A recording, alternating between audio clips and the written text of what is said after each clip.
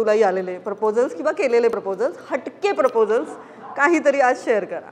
माझं शाळा कॉलेज सगळं वडाळ्याला झालं. त्याच्यानंतर आम्ही शिफ्ट झालो मग विलेपार्ले आणि आता इव्हेंच्युअली गोरेगाव.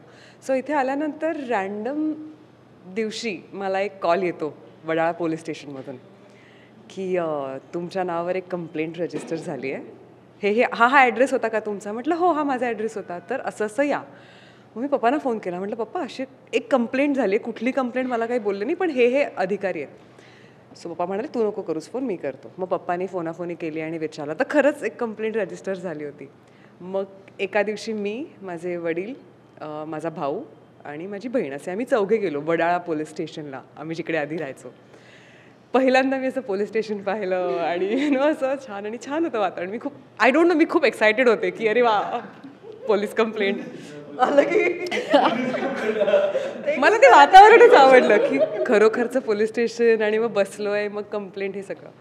तर तिकडे गेल्यावर मला असं कळलं की एक कुणीतरी म्हणजे काहीच कनेक्शन नाही अशा एका व्यक्तीने कंप्लेंट लिहिली होती की मी हिच्या वडिलांना ओळखतो आणि हिच्या वडिलांनी मला प्रॉमिस केलं होतं की पूजाचं लग्न ते त्याच्याशी लावून देतील. आणि आमचं असं होतं की कोण आहे हा